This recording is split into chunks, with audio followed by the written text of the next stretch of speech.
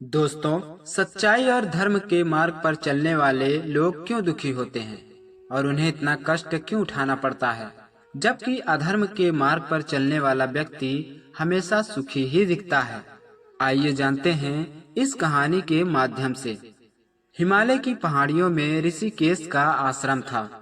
उनका जीवन तपस्या, साधना और जरूरतमंदों की मदद में बीतता था। एक दिन राजा वीरभद्र का संदेशवाहक घोड़े पर सवार होकर आया। वह पसीने से तर और घबराया हुआ था। ऋषिकेश के आश्रम में जाकर उसने सिर झुकाकर कहा, हे ऋषिवर, हमारे राज्य पर राक्षस अंधकासुर का आतंक छा गया है। उसने हमारी प्रजा को लूटने और मंदिरों की दौलत छीनने की धमकी दी है। राजा ने आपकी शरण मांगी है। कृपा हमारे महाराज को दर्शन दें। ऋषिकेश ने गहरी सांस ली और कहा, हे राजन, अधर्म का अंत करना ही धर्म है। मैं तुम्हारे राजा से मिलकर समाधान खोजूंगा। ऋषिकेश जब राजमहल पहुंचे तो राजा वीरभद्र ने उनका भव्य स्वागत किया। राजा ने कहा, हे ऋषिवर, मैंने अपनी सेना और पूरी ताकत का उपयोग किया, पर अंधकासुर की मायावी शक्तियों के आगे हम हार गए। अब हमें आपकी कृपा चाहिए। ऋषिकेश ने मुस्कुराकर उत्तर दिया, राजन, युद्ध केवल शास्त्रों से नहीं बल्कि बुद्धि और धैर्य से भी जीता जाता है। हमें अंधकासुर की कमजोरी समझनी होगी। राजा ने बताया, अंधकासुर एक ऋषि का पुत्र था, परंतु अहंकार और शक्ति के लालच में उसने अधर्म का रास्ता अपना लिया। अब वह केवल अपने लिए जीता है और दूसरों को सताता है। ऋषि ने कहा, अहंकार और लालच ही किसी भी राक्षस की सबसे बड़ी कमजोरी होती है। हमें यही करना होगा। ऋषिकेश ने राजा को 3 दिन तक धैर्य और तपस्या करने की सलाह दी। उन्होंने कहा, राजन, यह लड़ाई केवल शारीरिक शक्ति की नहीं बल्कि मन की शक्ति की होगी। आप अपनी प्रजा के लिए ईश्वर पर भरोसा रखें और मेरे साथ चलें।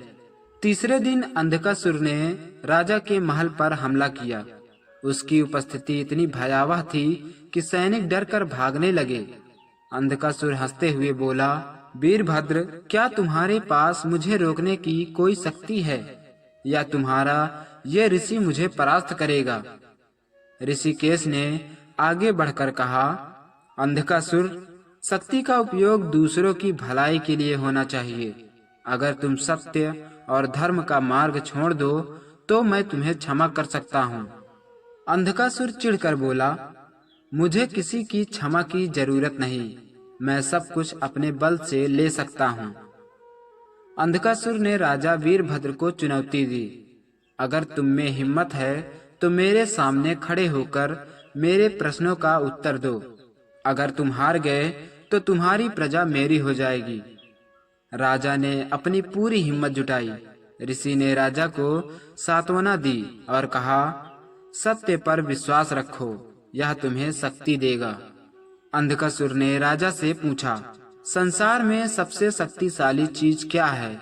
राजा ने उत्तर दिया, सच्चाई, क्योंकि सच्चाई के आगे झूठ और अधर्म टिक नहीं सकता।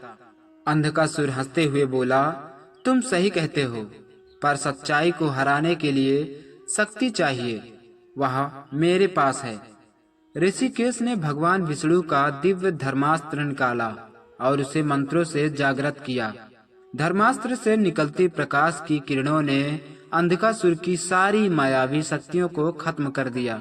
अंधकासुर का अहंकार टूट गया और उसने अंतिम बार पूछा, हे ऋषिवर, मैंने क्या गलती की?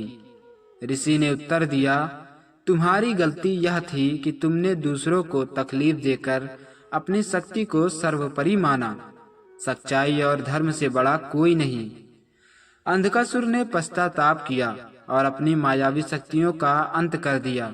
दोस्तों, हम सबको हमेशा सच्चाई और धर्म के मार्ग पर चलना चाहिए, क्योंकि सच्चाई और धर्म के मार्ग पर चलने वाले लोग कभी दुखी नहीं होते, और जो लोग दुखी होते हैं वह अपनी जरूरतें और मोह माया जैसी वस्तुओं में फंसकर दुखी होते हैं।